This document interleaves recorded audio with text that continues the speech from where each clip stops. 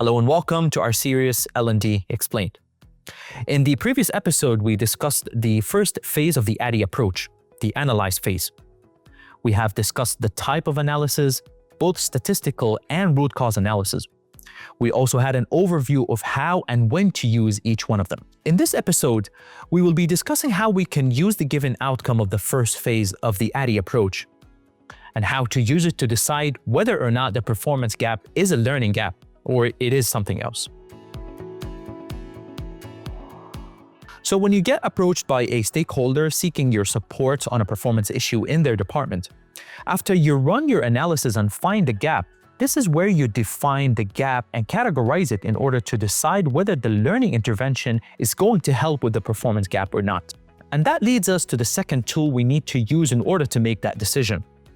Now let's understand that tool before starting utilizing it.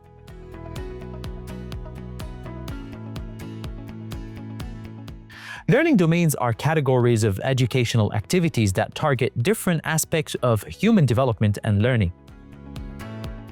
The learning domains are typically classified into three categories, also known as the Bloom's taxonomy of learning domains. Developed by Benjamin Bloom and his colleagues back in the 1950s, those domains focus on different aspects of learning and are widely used in educational design and assessments. Those domains are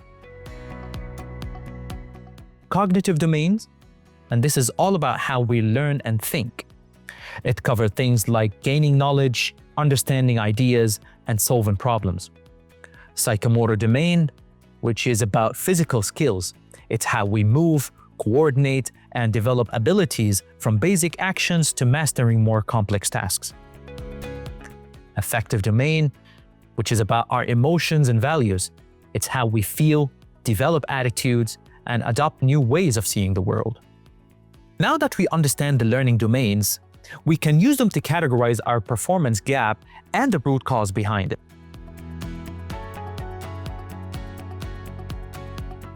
Once you have identified the root causes behind a performance gap in a given organization, we can use it to decide whether this is a learning gap by asking one of those questions.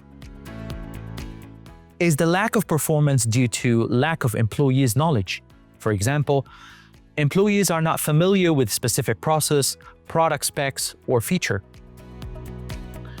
Is it due to lack of employees' certain skills?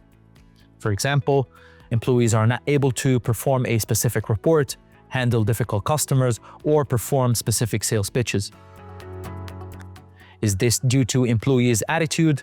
For example, managers are not open to feedback from peers and subordinates. If the root cause is considered a yes to any of those questions, then it is a learning gap, and we can use this categorization to our next phase, the design phase.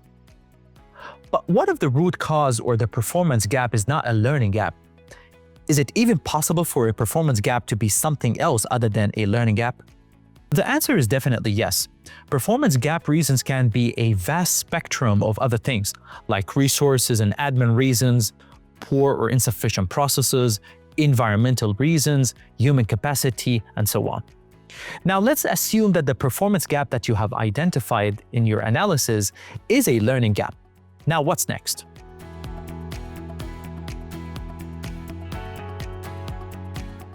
In the next episode, we will dive more into the learning domain, discover how it serves as a link between the analysis phase and the design phase, and how we can use it to direct our learning objectives and set clear, concise, and accurate goals to our learning initiatives. So stay tuned and don't forget to leave a comment with your thoughts on how this can be applied to your organization, and I'll see you in the next episode.